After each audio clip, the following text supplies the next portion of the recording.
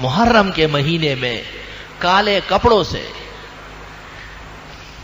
کالی ٹوپی اور پگڑی سے، کالے جبے اور شیروانی سے اور واسکٹ سے اور کالے جرابوں اور جوتوں سے پرہیز کرے، سوائے کالی داڑھی کے چہرے پہ اور کوئی چیز نہ چھوڑے۔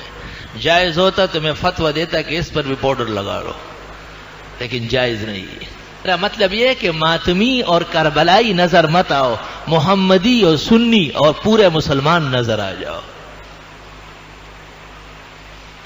گھر میں ہماری بہنوں اور بھابھیوں کو بھی کہے خبردار محرم کے مہینے میں آپ نے کالا جوڑا پہنا، خبردار کالے رنگ کا برقع اور چادر نکل آئی ان دنوں میں۔ ہمارا کیا تعلق ہے ماتموں سے اور مرثیوں سے اور سینہ پیٹنے اور منہ کوٹنے سے؟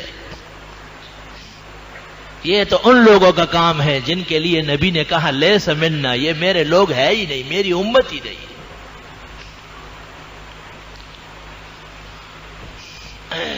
لیکن یاد رکھنا کہ لوگوں کو رولانا اور تڑپانا اور کربلا کا ماحول پیش کرنا یہ اسلام کا کون سا حصہ ہے؟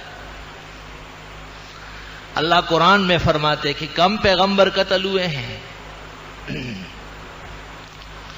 کتنے انبیاء ہیں جو قتل ہوئے ہیں؟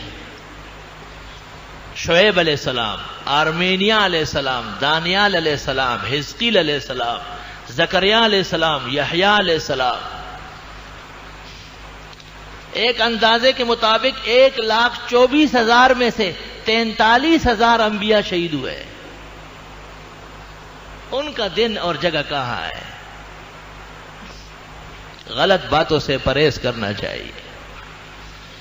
جناب رسول اللہ صلی اللہ علیہ وسلم نے جب عاشورے کا روزہ رکھا، جب آپ کو پتہ چلا کہ اس دن میں اللہ نے موسیٰ علیہ السلام اور ان کے صحابہ کو نجات دی اور فرعون و فرعونیوں کو غرق کیا ہے، تو آپ نے روزہ رکھا اور صحابہ سے فرمایا کہ روزہ رکھو۔ تو یہود نے کہا کہ یہ پیغمبر آہستہ آہستہ ہمارے دین پر آ رہا ہے، تو حضرت نے حکم دیا کہ اگر اگلے سال تک میں زندہ رہا تو 1 کے بجائے 2 روزے رکھوں گا۔ مشابہت سے آپ اتنے بچتے تھے، دوسروں کی مشابہت سے۔ اور خواجہ نظام الدین اولیاء نے لکھا ہے فوائد الفواد کے اندر کہ ایک شخص گزر رہا تھا، اتفاق سے وہ ہندوؤں کی ہولی کا دن تھا جس میں وہ ہر چیز پر رنگ ڈالتے ہیں، تو وہ پان چبا رہا تھا، کوئی گدھا نظر آیا تو اس نے اس کی طرف وہ رنگ پھینکا اور کہا کہ تجھے بھی ہولی میں شریک کر دو۔ خواجہ صاحب نے فوائد الفواد میں لکھا ہے اس شخص کو اس وجہ سے جہنم کی سزا ہوئی، دوزخ چلا گیا کہ اس نے بھی ہندوؤں کے ساتھ مشابہت اختیار کر لی۔ مشابہت تو انبیاء کی ضروری ہے، اتباع کامل، صحابہ اور اولیاء کی مشابہت ضروری ہے جو دین کا سرمایہ ہے۔ بغاوت جن لوگوں نے کی ہے اسلام سے، قرآن سے، دینی تعلیمات سے، ان کا تو مسلمانوں کے ساتھ کوئی دور کا تعلق باقی نہیں رہا ہے، ان سے پرہیز ضروری ہے۔ ٹیلی ویژن اور یہ چیزیں تو ویسے بھی لعنت کے ذرائع ہے، اور گھر کو بازار بنانے کی کوشش کرنی ہے، لیکن خاص کر ایسے موسم میں جس میں وہ جو ہمارے لوگ آتے ہیں وہ بھی انہی کی بولی بولتے ہیں، انہی کی ادائیں دکھاتے ہیں۔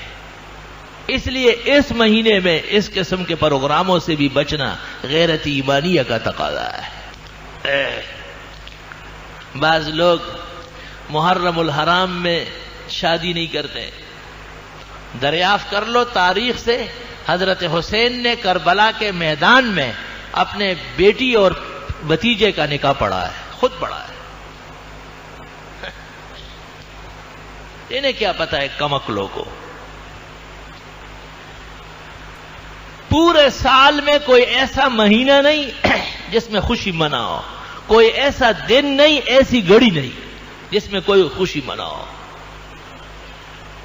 غم صرف 3 دن تک ہوتا ہے، سوائے عورت کے جو خاون کے فراق میں 4 مہینے 10 دن یعنی 130 دن تک نیا کپڑا، خوشبو، آنا جانا، بناؤ سنگار سب سے پرہیز کرے گی، اور یہ فرض کے درجے میں ہے۔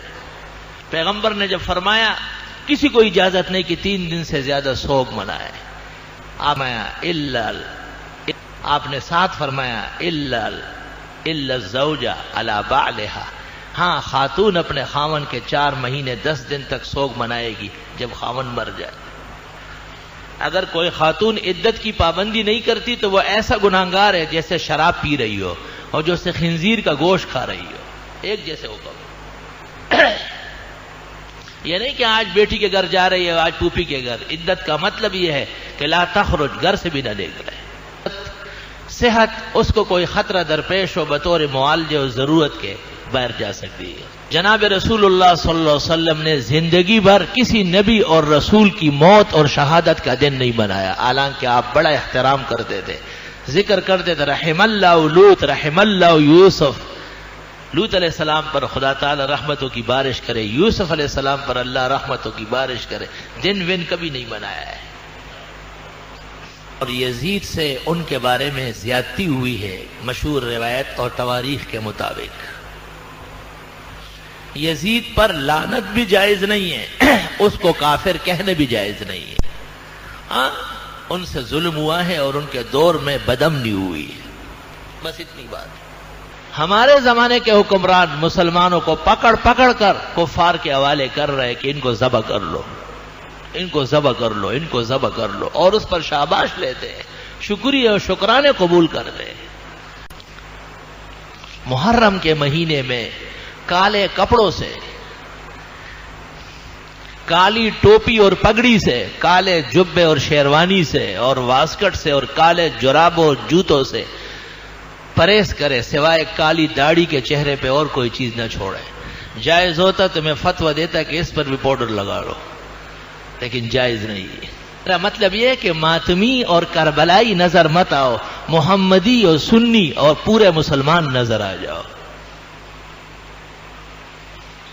گھر میں ہماری بہنوں اور بھابھیوں کو بھی کہے خبردار محرم کے مہینے میں آپ نے کالا جوڑا پہنا، خبردار کالے رنگ کا برقع اور چادر نکل آئی ان دنوں میں۔